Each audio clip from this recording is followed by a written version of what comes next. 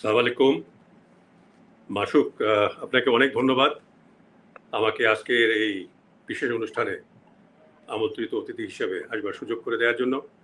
আমি ধন্যবাদ জানাই আমার সহ আলোচকদের এবং আমি ধন্যবাদ জানাই যারা আমাদের আজকে বক্তব্য শুনছেন। সবার কাছে আমার একটাই অনুরোধ থাকবে, আজকে যে বক্তব্য আপনারা শুনবেন এটাকে বাস্তবে আমাদের রূপ দিতে হবে আমাদের দেশের স্বাধীনতা সার্বভৌমত্ব রক্ষা করার জন্য। এবং আমি যে বক্তব্য রেখেছি 23 তারিখে, সেই বক্তব্য আজকে এটার উপরে আলোচনা হবে। দেখেন, আমি সবাইকে আহ্বান জানিয়েছি, আমি কাউকে আলাদা করে বলিনি। হ্যাঁ, আমি বিএনপিকে লক্ষ্য করে বলেছি। কারণটা হলো যে বিএনপি বাংলাদেশের সবচেয়ে বড় বিরোধী দল। এখন যে বিরোধী দল সংসদে আছে এটিকে আমি বিরোধী দল বলে রিকগনাইজ করি না। কারণটা হলো এই দলটাকে 32টা আসন দিয়েছিল আওয়ামী লীগে, সেখানে তারা 11টা আসনে জয়লাভ করেছে এবং এদেরকেই বিরোধী দল হিসেবে ঘোষণা করা হয়েছে। তো কাজেই বিরোধী দল বলতে যা বোঝায় সেটা কিন্তু এই জাতীয় পার্টি নয়। আমি পুরো জাতিকে আহ্বান জানিয়েছি, যেখানে বিরোধী দল, রাজনীতিবিদ, সরকার সবাই কিন্তু অন্তর্ভুক্ত।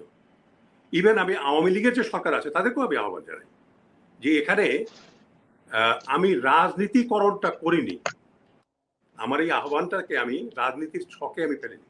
আমি এটাকে সামাজিক আন্দোলনও বলি না, সামাজিক কোনো আহ্বানও আমি বলি না। এটা হলো স্বাধীনতা সার্বভৌমত্ব রক্ষার আমাদের আবেদন। আমি যেটা জানিয়েছি সবাইকে, কারণটা হলো আমি লক্ষ্য করেছি 2009 সালের, আপনি খুব বেশি দূরে নিব না আপনাদেরকে, 2009 সালে আপনি ফিরে যান। বিডিআর বিদ্রোহ হলো, section 31 MBML chief of army staff এটার দায়িত্ব গ্রহণ করবেন এবং তিনি বিদ্রোহ দমন করবেন। এর মাঝখানে আর কোনো কথা নাই। কিন্তু যা ঘটলো এটার পুনরাবৃত্তি আমি করব না, এটা আপনারা সবাই জানেন। 57 জন আমাদের অফিসার, আমাদের ভাই সেখানে নিহত হল। আমাদের আর্মি এটা কমান্ডে চলে, আমি সৈনিকদেরকে দোষ দেব না। তারা যে কমান্ড পাবে সেই কমান্ডের উপরে তারা কাজ করবে। কিন্তু আমি দেখলাম যে পলাশির পুনরাবৃত্তি হলো, সেখানে সৈনিকরা দাঁড়িয়ে থাকলো আর 57 জন অফিসার, তাদের পরিবার নিগৃহীত হলো, তারা প্রাণ দিল। এটা পলাশির পরে এই প্রথম বাংলাদেশে ঘটল। আমরা ভারতকে করিডোর দিয়েছি, রেলওয়েতে দিয়েছি, রোডে দিয়েছি, ওয়াটারওয়েতে দিয়েছি, পোর্ট ব্যবহার করতে দিয়েছি, সবকিছু দিয়েছি। আমরা কি নেপালে যাওয়ার অধিকার পেয়েছে? ভুটানে কি আমরা যেতে পারি ভারতের উপর দিয়ে? পারিনি, ভারত দেয়নি আমাদের। একটা পাশের দেশের একজন ভোট প্রার্থী, তিনি কি করে কথা বলতে পারেন যে আমি বাংলাদেশের উপর দিয়ে করিডোর এনে দেবো? আমি কি কথা বলতে পারি একজন ক্যান্ডিডেট ভোটে যে আমাকে ভোট দাও, আমি দিল্লির উপর দিয়ে তোমাদেরকে আমি কি পাকিস্তানে নিয়ে যাব, করাচিতে নিয়ে যাব? Can I say this? Border killing এই বিডিআর বাহিনী দিয়ে, যা বিজিবি, এই বাহিনী দিয়ে ভারতকে আমি পরাজিত করেছি। আমি নাব যুদ্ধে মিয়ানমারকে পরাজিত করেছি। তারা ছিল 25,000 ফোর্স, আমাদের মাত্র 2500। 3 দিনের যুদ্ধে পরাজিত হয়ে গেছে।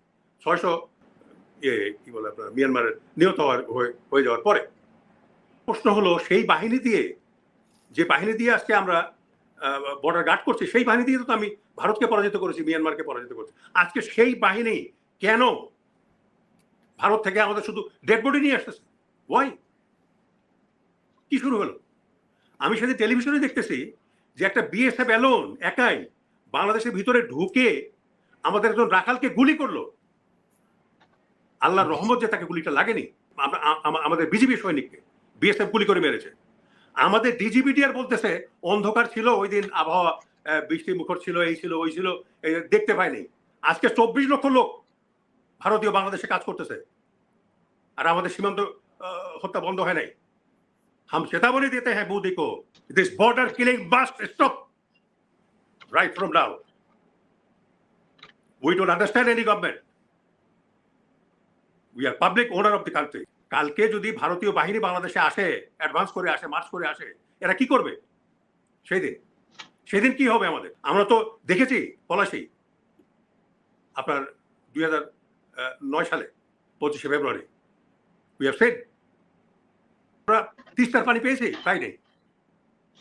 গঙ্গার পানি ঠিক মতো পাচ্ছি না। শত শত বাঁধ তারা দিয়ে পানি ডাইভার্ট করে নিয়ে চলে যাচ্ছে, আর আমরা শুধু নম নম নম নম ওম শান্তি ওম শান্তি ওম শান্তি। What is this shanti? There is no shanti, no bloody shanti with India. যেদিন ইন্ডিয়া অখণ্ড ভারত ঘোষণা করেছে, we are at war with India. Bangladesh has become war prawn.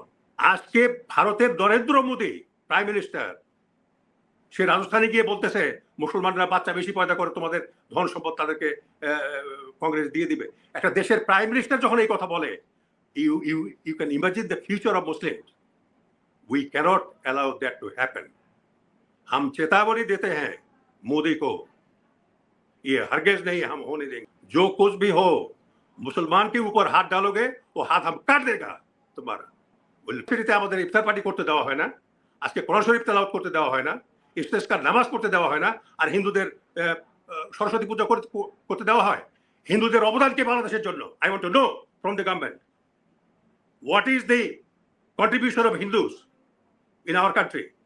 It just pleasing India. দুইজন মুসলমান ছেলেকে হাত বেঁধে হিন্দুরা বেড়ে ফেলে দিয়েছে। How dare Hindu killing a Muslim in Bangladesh when we are 92%? আজকে এই সরকার তাদেরকে 30 থেকে 40% চাকরি দিয়েছে। Clear? I am asking the government. আমি গভর্নমেন্টকে জিজ্ঞাসা করেছি এর আগে যে কত পার্সেন্ট লোককে তোমরা চাকরি দিয়েছো হিন্দুকে? তাদের কি তাদের কন্ট্রিবিউশন? ইন্ডিয়াতে মুসলিম 30%, চাকরি is 2% only 2%। Sir 1.7, sir 1.7%। Suman, barrister Suman নতুন এমপি হয়েছেন আর কি আওয়ামী লীগের, আপনার ওই স্বতন্ত্র দাঁড়িয়ে বলতেছে মাননীয় প্রধানমন্ত্রী যদি আমাকে আদেশ করেন, ওনার পারমিশন নিয়ে বিএনপির প্রধান হব।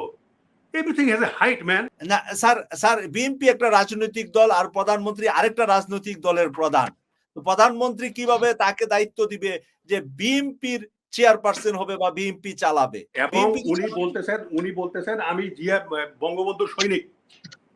তো উনি বঙ্গবন্ধুর সৈনিক হয়ে জিয়ার দলের উনি প্রধান হবেন।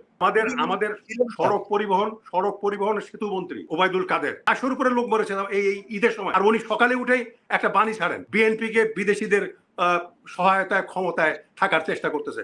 তো আওয়ামী লীগ কার ক্ষমতায় আছে? আওয়ামী লীগ তো ইন্ডিয়ার সাপোর্টে আছে এখানে।